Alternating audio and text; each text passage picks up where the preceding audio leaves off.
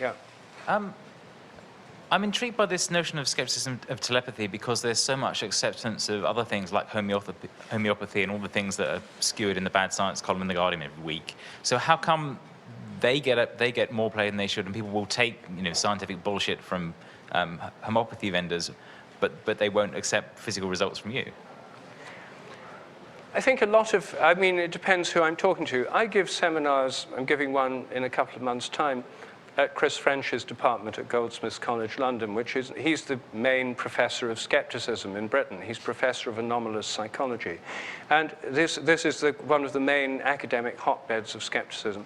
I give talks there, people listen, we have reasonable discussions, and they know about the results. And very few of the people there exhibit this kind of prejudiced skepticism that I encounter all too often, a kind of ignorant, bigoted type of skepticism. I think one of the reasons that there's so much of that is that people who are really skeptical have such a strong belief that they know in advance the evidence must be wrong. You say, if you believe it's impossible, then if I come along and say, here's results that show it's possible, either it proves I'm a fool, I've done the experiment so badly or incompetently, I've got false positive results and haven't been smart enough to see it, or I'm a fraud, I'm trying to deceive you and the world. And so the instant reaction is one of hostility and accusing people of being fools or frauds. Richard Dawkins, who's a very smart man, is, in this area, not very smart at all. He's a very bigoted skeptic. And he came to interview me for his most recent TV series in Britain. He had one against religion, a two-part polemic called The Root of All Evil. And his most recent series was called Enemies of Reason. It was about research in parapsychology and alternative medicine. They didn't tell me it was called Enemies of Reason beforehand when they asked me to take part, but I've had enough experience of these negative media treatments, and I'd seen his previous series that I was very suspicious, and I said I'll only agree to take part if it's a genuine scientific discussion about evidence, and if he's really open to discussing the evidence. Otherwise, there's no point. And they gave me and I said I want it in writing. They gave me a written assurance that this was the case. So I agreed to meet him, and he came to see me.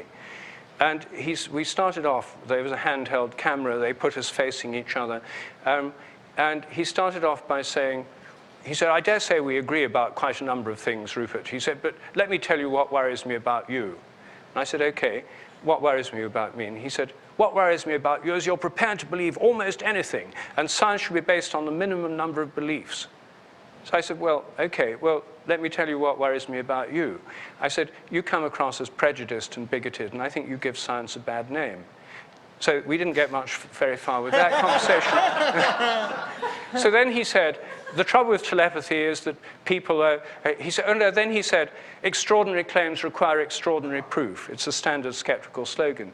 So I said, well, what's the extraordinary claim? I said, the majority of sane, normal people in Britain believe they've had telepathic experiences. In that sense, it's not extraordinary, it's ordinary. Most people have had it. You're making the claim that most people are deluded about their own experience. Where's your extraordinary evidence for that? He couldn't produce any at all. He just said, oh, people have a very false sense of statistics and probability and stuff, generic arguments. Then I said, well, look, okay, why don't we get down to the evidence and actually discuss the evidence, which is why we've met. And he said, I don't want to talk about the evidence. And I said, well, why not? And he said, there isn't time. And I said, well, we've got plenty of time. He said, it's too complicated. And I said, no, it isn't. He said, anyway, it's not what this program's about. And so I said, well, I'd sent him my papers, 3 or 4 papers, 2 weeks before so he could look at them. He hadn't looked at them. And he was just trying to trap me into saying something silly and then put that on TV. Right. So I said, okay, well then there's been a misunderstanding, because I said I didn't want to take part in yet another low-grade debunking program. He said, it's not a low-grade debunking program, it's a high-grade debunking program. So then the producer said, cut, and the cameras stopped rolling.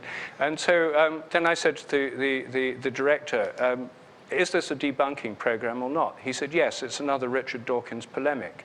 And I said, then you're here under false pretenses, because you told me it was about evidence. He said, I didn't. I said, well, your assistant did. He said, can you prove it? And I said, yes. And I produced the email with this.